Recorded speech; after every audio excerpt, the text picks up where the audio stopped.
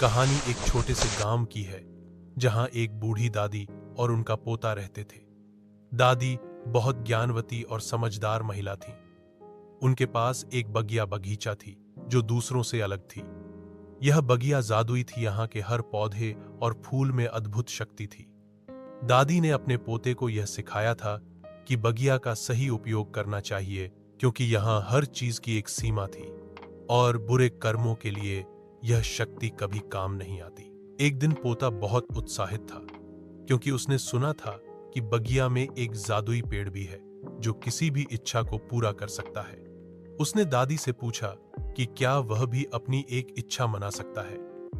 दादी ने उसे समझाया कि इस पेड़ से इच्छाएं मांगने से पहले सोच समझकर निर्णय लेना चाहिए, क्योंकि बहुत बार लोग अपनी इच्छाओं के चक्कर में गलत रास्ते पर चले जाते हैं। लेकिन पोते को यह सलाह समझ नहीं आई और एक दिन उसने पेड़ के पास जाकर अपनी पहली इच्छा मांग ली।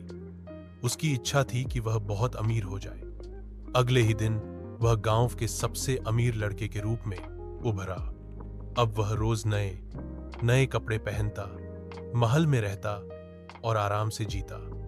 पर धीरे धीरे वह अकेला होने लगा। लोग उसे सिर्फ उसकी दौलत से जानते थे, लेकिन उसके साथ कोई असली दोस्त नहीं था। कुछ समय बाद उसने दूसरी इच्छा की और कहा, मुझे सबसे शक्तिशाली व्यक्ति बनना है। उसकी यह इच्छा भी पूरी हो गई और वह शाही सेना का सबसे बड़ा जनरल बन गया। अब वह किसी से भी डरता नहीं था, पर फिर भी अंदर से उसे शांति और संतोष की कमी महसूस हो रही थी।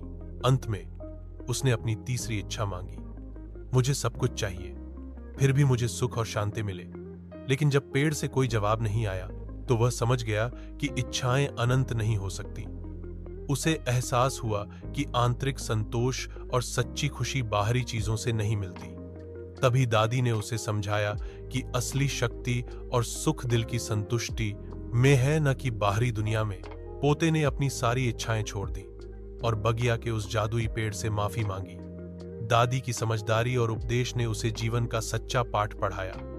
अब वह हमेशा संतुष्ट रहता और दूसरों की मदद करता। उसने समझ लिया था कि इच्छाएं पूरी करना ठीक है, परंतु संतोष और खुश रहना असली सफलता है। कहानी का संदेश, यह कहानी हमें यह सिखाती है कि अधिक इच्छाएं कभी हमें सच्ची खुशी नहीं देती। संतोष और आंतरिक शांति ही असली सुख का स्रोत है।